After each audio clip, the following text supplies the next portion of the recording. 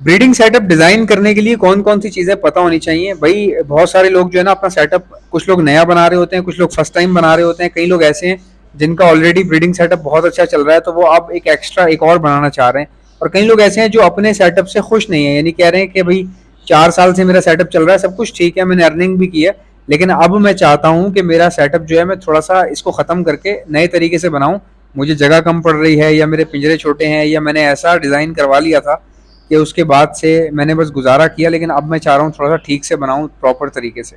अच्छा, अब ये तमाम लोगों के लिए आज की वीडियो बहुत अच्छी होने वाली है, क्योंकि गाइज देखें, हर मुल्क में हर तरह के लोग होते हैं। पूरी दुनिया में बहुत सारी कंट्रीज हैं और हर कंट्री में अलग अलग तरह के लोग रहते हैं जिनकी अलग अलग सोच होती है। कई बार ऐसा होता है कि हमारा सेटअप हमें लग रहा होता है बहुत अच्छा है, लेकिन जब हम किसी और दूसरे घर पे जाते हैं, किसी बंदे से मिलने जाते हैं, हम देखते हैं यार इसका सेटअप तो और भी ज़्यादा अच्छा लग रहा है। कई लोगों के तरीके ऐसे होते हैं, जैसे कई लोग अपने पिंजरे जो है वो अलग तरह से बनवाते हैं ऑर्डर पे, तो हम उनके पिंजरे देख के हैरान होते हैं, यार ये इसने कैसे बना लिया, इतने नॉर्मल सा आइडिया मुझे क्यों नहीं आया। या किसी की चीज़ देख के आप कहते हैं अरे यार ये तो मैं भी कर सकता था, मैंने क्यों नहीं किया ये। अब मैं आपको समझाता हूँ कि कौन कौन से तरीके हैं जिनसे सेटअप डिज़ाइन किया जा सकता है। तरीके ये होते हैं कि पहले आप ये सोचें कि मेरे पास जगह कहाँ पर है, आउटडोर में है, इंडोर में है। और अगर आपके पास आउटडोर में है तो बहुत अच्छी जगह मानी जाती है आउटडोर में, क्योंकि वेंटिलेशन बहुत अच्छी होती है आउटडोर के अंदर, खासकर छत हो या बैल्कनी हो, वेंटिलेशन बहुत खूबसूरत होती है वहाँ पे। और ऐसे सेटअप को डिज़ाइन करने में और भी ज़्यादा मज़ा आता है और मेहनत कम लगती है, क्योंकि छत पे अगर आप मास्टर केज बनवाएंगे तो आप अपनी जगह के हिसाब से, मिसाल के तौर पे आपके पास 200 गज की जगह है, 200 गज की जगह है आपके पास, और आप जो है वो 60 गज में अपना ब्रीडिंग सेटअप बनवाना चाह रहे हैं। अच्छा, कई लोग गलती करते हैं, वो 40 गज में बनवा लेते हैं, या कई लोग मैंने देखा है भाई 40 गज से भी कम में बना लेते हैं।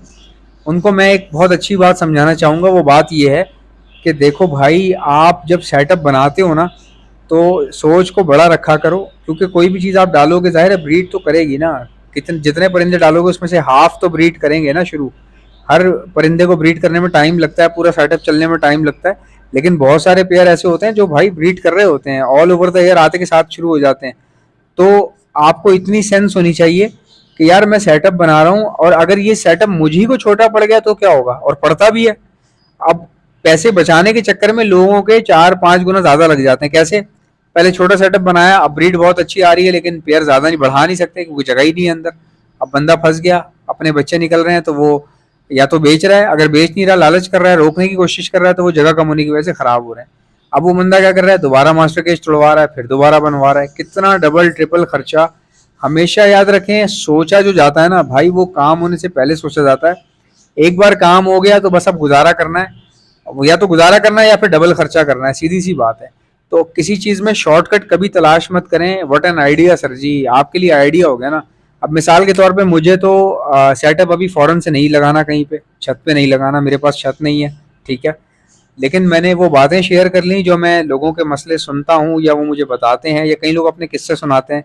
यार मैंने अपना मास्टर केज बनवा लिया और उस टाइम पे पैसे कम थे तो मैंने ये चीज़ें इस तरह से कर ली, थोड़ा छोटा बनवा लिया, केजेस इस तरह के ले लिया। बाद में यार 6 महीने बाद ना ब्रीड बहुत अच्छी आना शुरू हो गई। अब मुझे एहसास हुआ कि यार मैंने गलत किया है, मैं सेटअप एक ही बार बनवा लेता ना, अगर तरीके से मास्टर केज को डिज़ाइन करता, एरिया वाइज, या अपने बर्ड्स को मैनेज करता कि भाई इतने सेटअप में इतने पेयर आएंगे, सेटअप इस तरह का होगा, इतना एरिया होगा उसके अंदर, ये सब चीज़ें मैनेज करता तो मुझे आज परेशानी ना होती। अब उनके पास ब्रीड भी आ रही है, सब कुछ है, लेकिन बेचारे फंस गए ना किसी जगह पे, और अब वो अपनी कहानी बता रहे हैं। तो किसी की कहानी जो है वो आपके लिए सबक साबित हो सकता है, और बहुत बड़ा और बहुत अच्छा सबक आपके लिए साबित हो सकता है। बेशक आप सेटअप जो है दूसरी बार बना रहे हों या पहली बार बना रहे हों, हमेशा याद रखें कि उससे सेटअप को बनाने से पहले आप ये ज़रूर सोचें कि यार मैं कर क्या रहा हूँ, मतलब बेसिकली ये जो सेटअप बना रहा हूँ ये किस प्लानिंग के तहत बना रहा हूँ, या मैं किस बर्ड को जहन में रखते हुए बना रहा हूँ, ये बड़ा ज़रूरी होता है। अब ये डिपेंड करता है ना आपके ऊपर कि भाई आपको पता होना चाहिए कि कॉन्योर के लिए बना रहा हूँ या लव बर्ड के लिए बना रहा हूँ। अमूमन आजकल ज़्यादातर लोगों का टारगेट जो है लव बर्ड होता है। लव बर्ड में ही ज़्यादातर लोग काम कर रहे हैं, क्योंकि एक तो छोटे बहुत हैं लव बर्ड, यानी कि स्मॉल पैरट्स हैं, और इजी टू कैरी है कि रखना इनको इजी है, लेके जाना, शिफ्ट करना, ट्रांसफ़र करना इजी है। या इसको अगर आप डोमेस्टिकली एक सिटी से दूसरी सिटी भेजना चाहें तो बड़ी आराम से ही चले जाता है। तो बहुत आसानी है इसको कैरी करने में, इसको ट्रैवल करवाने में, या इसको रखने में, या बर्ड कीपिंग में इस्तेमाल होने में। बड़ा ही आसान सा बर्ड है, और इसमें प्रॉफिट भी आजकल बहुत अच्छा खासा चल रहा है बर्ड्स के अंदर। अगर देखा जाए तमाम बर्ड्स में अगर प्रॉफिट मार्जिन देखा जाए तो लव बर्ड में भी अच्छी खासी प्रॉफिट मार्जिन रेवेन्यू होती है। तो इसलिए ज़्यादातर लोग जो है वो इनकी तरफ मुतवज्जा होते हैं। लेकिन कई लोग ऐसे हैं जो भाई अपने कॉर्नियोर पैरट्स के लिए, पाइनएप्पल कॉर्नियोर के लिए सेटअप बना रहे होते हैं, कई लोग कॉकटेल के लिए बना रहे होते हैं। आप चाहे जिस मर्जी बर्ड के लिए सेटअप बनाएं, हमेशा ये सोच के जहन में चलें कि यार मुझे कितने पेयर रिक्वायर्ड होंगे कमाने के लिए। ठीक है, एक होता है सेटअप बना देना, बस पूरा मास्टर केज एक बार बना दें और बनाने के बाद सोचें कि यार मैं क्या रखूं इसमें, वो एक अजीब सी बात है। अच्छा, कुछ लोग जो है वो बहुत ज़हीन होते हैं, वो सेटअप बनाने का बहुत एंड में ख्याल आता है, पहले वो सोचते हैं कि मेरी रिक्वायरमेंट क्या है। आपको भी यही करना चाहिए, आप सोचें कि भाई मेरी रिक्वायरमेंट क्या है, मैं ये काम कर क्यों रहा हूँ। अगर मैं कॉर्नियोर पैरेट का सेटअप डाल रहा हूँ, मैं पाइनएप्पल कॉर्नियोर का सेटअप डाल रहा हूँ, तो पाइनएप्पल कॉर्नियोर का एक पेयर कितने का है, मुझे कितने चाहिए होंगे और कितने पेयर होंगे जो कितनी जगह पे आ सकेंगे, उस जगह को मैं नाप लेता हूँ। फिर मैं हिसाब लगाता हूँ क्या मेरे पास मास्टर केज, एक बड़ा मास्टर केज या शेड बनवाने के बाद इतने पैसे बच पाएंगे कि मैं इतने पेयर ले सकूँगा जिसका मेरा टारगेट है। ये तमाम चीज़ें जो तेज़ लोग होते हैं ना, वो पहले से सोचना शुरू कर देते हैं, हर चीज़ को साथ लेके चलते हैं। जब सब कुछ तय हो जाता है, जब सब कुछ कंफर्म हो जाता है, तब जाके वो मास्टर केज बनाना शुरू करते हैं। मास्टर केज बनाना जो है कोई इतना बड़ा रॉकेट साइंस नहीं है, या शेड अपने लिए डिज़ाइन करवाना या बनवाना कोई इतना बड़ा मसला नहीं है। अच्छा, अगर जो लोग इंडोर में काम कर रहे होते हैं ना, मैं बड़े मज़े की बात बताता हूँ आपको। कई लोग ऐसे हैं जिनका इंडोर में इतना ज़बरदस्त सेटअप है, भाई टाइल्स लगी हुई हैं उनके पास, ठीक है, पंखे लगे हुए हैं, एसी लगे हुए हैं और वेंटिलेशन, भरपूर वेंटिलेशन है।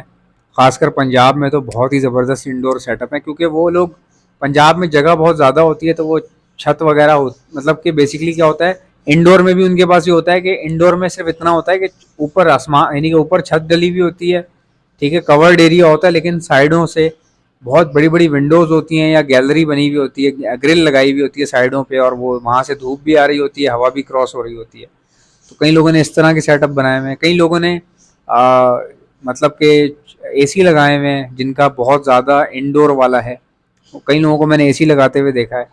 और टाइल्स इस तरह के लगे होते हैं कि यार बड़े आराम से, बस सिर्फ खाली झाड़ू मारने की देर होती है, चमक जाता है पूरा सेटअप। तो वो ख्याल भी करते हैं अपने ब्रीडिंग रूम का, बड़ी उसकी वो सर्विस वगैरह करते हैं। सर्विस से मुराद ये कि पोछा लगा दिया डेली बेसिस पे, और तकरीबन अराउंड मेरे ख्याल से 4-5 दिन में एक बार स्प्रे मार देते हैं वो, किसी किस्म के कोई बैक्टीरिया ना हो या फिर कीड़े ना हो जाएं या जुएँ ना हो जाएं, इस तरह का स्प्रे का इस्तेमाल करते हैं वो।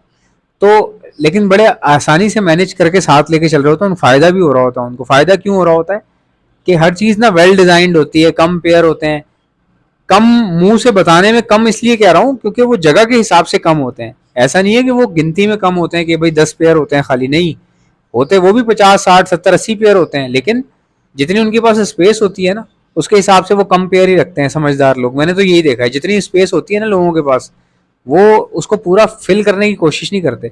जब आप पूरा फिल करने की कोशिश करते हैं ना, तो आपके फिर टेम्परेचर ख़राब हो जाता है, आपकी ऑक्सीजन लेवल कम हो जाता है उस जगह पे। जाहिर सी बात है यार, आप मिसाल के तौर पे आप जिस घर में रह रहे हैं, यहाँ पे मैं आप ही के साथ अगर 30 भैंसें बांध दूं, आप ही के साथ हर भाई के कमरे में, या आपके घर में हर कमरे में 2-2 3-3 भैंसें आपके साथ बांध दूं, तो कैसा लगेगा भाई। ऑक्सीजन कम पड़ जाएगा, हीट लेवल बढ़ जाएगा, कार्बन डाइऑक्साइड लेवल बढ़ जाएगा, हब सोना शुरू हो जाएगा। ठीक है, एक बंदा एसी में बैठा होता है, एंजॉय करता है, लेकिन 50 लोगों को एक ही कमरे में बंद करके एसी चला दो ना, तो एसी काम ही नहीं करेगा। मजाक नहीं कर रहा, आप किसी से पूछ लें, ये बात बिल्कुल सच है।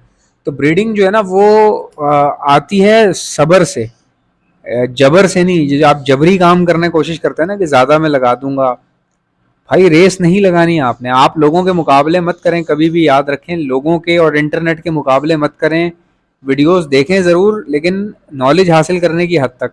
हर चीज़ को कॉपी मत करना चाहें कि भाई मैं इस तरह कर लेता हूँ, या जो चीज़ मैं देख रहा हूँ बस वही किए जा रहा हूँ, ये गलत है। क्योंकि यूट्यूब पे कई बार कई लोग कोई वीडियो बनाते हैं और बाद में फिर उनको रियलाइज़ होता है कि हमारी ये चीज़ जो थी वो छोटी सी गलती थी, तो वो उसको फिर बाद में कुछ सालों बाद उस चीज़ का एक्सपीरियंस बताते हैं कि यार वो मैंने जब किया तो मुझे ये नुकसान हुआ।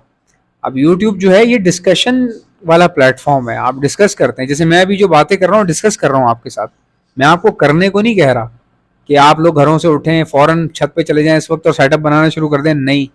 मैं आपके साथ डिस्कस कर रहा हूँ कि किसी बंदे को सेटअप लगाने से पहले कौन कौन सी बातें पता होनी चाहिए, उसका उसको कहाँ से शुरू करना चाहिए। आप, कई लोग ऐसा होता है उन्होंने मास्टर केज के बारे में सोचा नहीं था कि इतना खर्चा हो जाएगा, जब वो बना लेते हैं उस पर इतना खर्चा आ जाता है, अब पैसे ही नहीं बचते पेयर लाने के।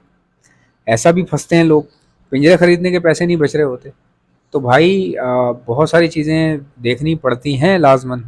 जैसा कि आप जानते हैं ब्रीडिंग सीजन आ चुका है। अगर आप में से किसी को बर्ड्स के लिए ब्रीडिंग मल्टीविटामिन चाहिए तो आप ऑर्डर पर मुझसे मंगवा सकते हैं। मैं all over the Pakistan supply करता हूँ। ऑर्डर करने का तरीका बताता हूँ, पहले सुन ले मेरे पास क्या क्या चीज़ें हैं। हमारे पास ब्रीडिंग मल्टीविटामिन है, calcium plus vitamin D liquid है, प्रोटीन लिक्विड है हमारे पास, इलेक्ट्रोलाइट्स होते हैं हमारे पास। गर्मी बहुत ज़्यादा है, बर्ड्स को इलेक्ट्रोलाइट्स की ज़रूरत पड़ती है, तो ये भी आपको हमारे पास से मिल जाएंगे। बच्चों को, चिक्स को बचाने के लिए डॉक्सीसाइक्लिन का इस्तेमाल किया जाता है, ये भी आपको हमारे पास से मिल जाएगी।